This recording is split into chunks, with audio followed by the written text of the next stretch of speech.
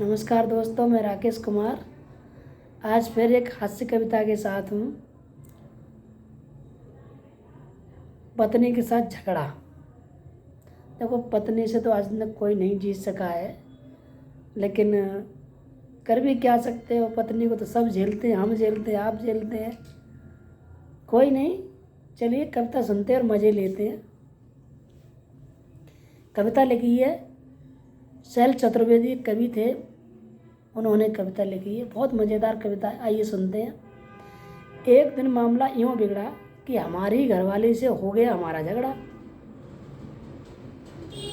एक दिन मामला यूँ बिगड़ा कि हमारी घरवाली से हो गया हमारा झगड़ा। स्वभाव से मैं नर्म हूँ, स्वभाव से मैं नर्म हूँ, इसका अर्थ नहीं मैं बेशरम हूँ। पत्ते की तरह काँप जाता हूँ, बोलते बोलते हाँफ जाता हूँ, इसलिए कम बोलता हूँ, मजबूर हो जाऊँ तभी बोलता हूँ। हमने कहा, पत्नी से कहा हमने कहा पत्नी हो तो पत्नी की तरह रहो, कोई एहसान नहीं करती जो बना कर खिलाती हो। क्या ऐसे ही घर चलाती हो? शादी को हो गए 10 साल, अकल नहीं आई, सफ़ेद हो गए बाल। पड़ोस में देखो अभी बच्ची है, पड़ोस में देखो अभी बच्ची है, मगर तुमसे अच्छी है। घर कांच सा चमकता है और अपना देख लो, देखकर खून मचलता है, देखकर खून छलकता है। कितनी बार तुमसे कहा तकिया छोटा है बड़ा कर दो, दूसरा गिलाफ चढ़ा दो। गिलाफ का मतलब होता है कवर। दूसरा गिलाफ चढ़ा दो, चढ़ाना तो दूर रहा, निकाल कर रुई आधा कर दिया और रुई की जगह कपड़ा भर दिया।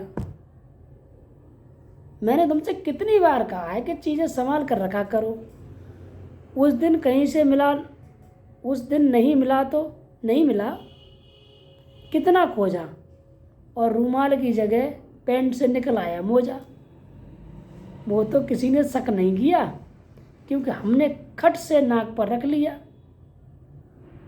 काम करते करते टेबल पर पटक दिया। साहब आपका मोजा, एक व्यक्ति ने देख लिया, उसने कहा साहब आपका मोजा। हमने कह दिया हमारा नहीं है, और क्या होगा। अकल काम कर गई मगर जोड़ी तो बिगड़ गई। कुछ तो इज्जत रखो, 50 बार कहा है मेरी अटैची में अपने कपड़े मत रखो। कुछ तो इज्जत रखो, 50 बार कहा है मेरी अटैची में अपने कपड़े मत रखो। कब सम्मेलन का मिला तार, जल्दी जल्दी में चल दिया अटैची उठाकर। कब सम्मेलन का मिला तार, जल्दी जल्दी में चल दिया अटैची उठाकर। खोली कानपुर जाकर देखा तो सिर चकरा गया, पजामे की जगह पेटीकोट आ गया। तब क्या खाक कविता पढ़ता, या तुम्हारा पेटीकोट पहनकर मंच पर मटकते? तब क्या खाक कविता पढ़ते, या तुम्हारा पेटीकोट पहनकर मंच पर मटकते? एक माह से लगातार कद्दू बना रही हो, वो भी रसेदार। खूब जानती हूँ मुझे कद्दू नहीं भाता, खाना खाया नहीं जाता। बोलो तो कहती हो बाजार से दूसरा साग ही नहीं आता। कल पड़ोसी का राजू बाहर खड़ा मूली खा रहा था और मेरे मुंह में पानी आ रहा था। मेरे मुंह में पानी आ रहा था। कई बार कहा ज़्यादा न बोलो, संभाल कर मुंह खोलो। अंग्रेजी बोलती हो, जब भी बाहर जाता हूँ बड़ी अदा से कहती हो टाटा, और मुझे ऐसा लगता है कि गाल पे मार दिया चाटा। मैंने कहा मुन्ना को कब्ज है, एनिमा लगा दो।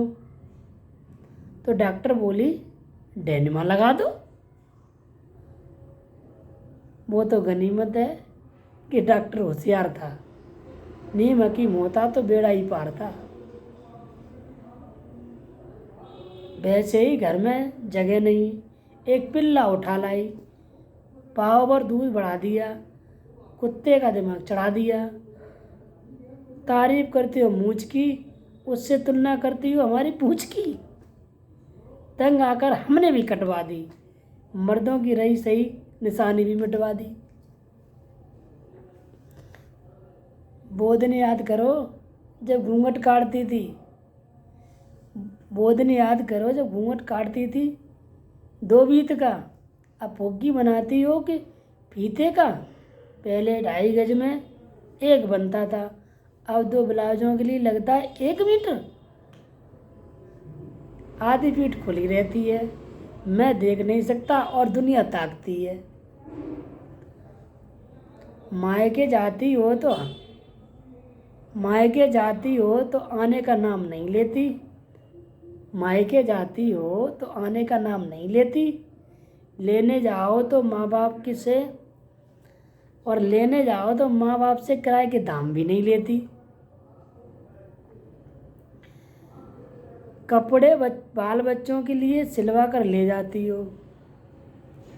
कपड़े बाल बच्चों के सिलवा कर ले जाती हो तो भाई भतीजों को दे आती हो। और 2 साड़ियाँ क्या ले आती हो, सारे मोहल्ले में दिखाती हो, मगर 100 की बताती हो।